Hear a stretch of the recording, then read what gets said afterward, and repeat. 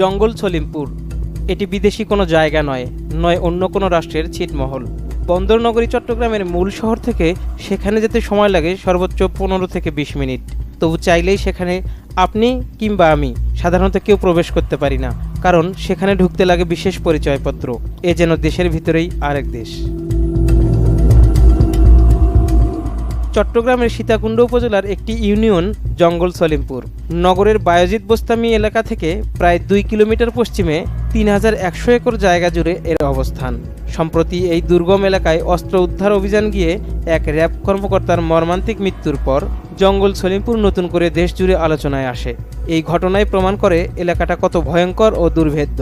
মূল শহরের এতটা কাছে হওয়া সত্ত্বেও জায়গাটি কিভাবে সন্ত্রাসীদের এমন নিরাপদ অভয়ারণ্য হয়ে উঠল, আর কেনই বা এখানে অভিযান পরিচালনা করা এত কঠিন।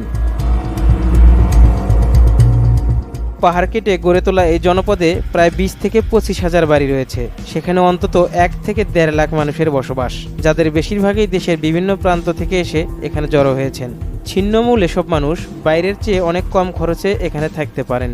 তাই সিএনজি চালক, ভ্যান চালক কিংবা ট্রাক চালক সহ নিম্ন আয়ের পেশাজীবীদের কাছে স্থানটি বেশ জনপ্রিয়। তবে অবাক করা বিষয় হলো, সাধারণ মানুষের আড়ালে জায়গাটি সবচেয়ে বেশি পছন্দ অপরাধীদের কাছে। পুলিশ, জেলা প্রশাসন, র্যাব এবং স্থানীয় সাংবাদিক ও বাসিন্দাদের সাথে কথা বলে এমন ভয়ঙ্কর তথ্যই উঠে এসেছে। ভালো হয়েছে আজকে রবিবার, এই অপরাধ করছে। জঙ্গল সলিমপুরের ভৌগোলিক অবস্থানই এর সবচেয়ে বড় সুরক্ষা ঢাল।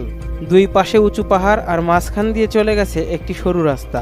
এখানকার বাসিন্দাদের এলাকার প্রবেশের জন্য রয়েছে আলাদা পরিচয়পত্র। এটি ছাড়া কোনো বহিরাগত সেখানে ঢুকতে পারে না। আর পুরো এলাকার পাহারায় ঢাল হয়ে দাঁড়িয়ে থাকে সশস্ত্র সন্ত্রাসীরা। এলাকাটি বর্ণনা করতে গিয়ে স্থানীয় সাংবাদিক বলেন, এটি বাংলাদেশের অংশ হলেও আচরণে যেন পুরোপুরি একটি স্বায়ত্তশাসিত অঞ্চল। জঙ্গল সলিমপুর ছাড়াও এখানকার আরও দুটি নাম বেশ পরিচিত, আলীনগর ও নবীনগর। আলীনগর থেকে জঙ্গল সলিমপুরের দূরত্ব মাত্র 3 কিলোমিটার। স্থানীয়দের মতে সলিমপুরের কাছাকাছি যাওয়া গেলেও আলীনগর ও নবীনগরে প্রবেশ করা এখনও দুঃসাধ্য ব্যাপার।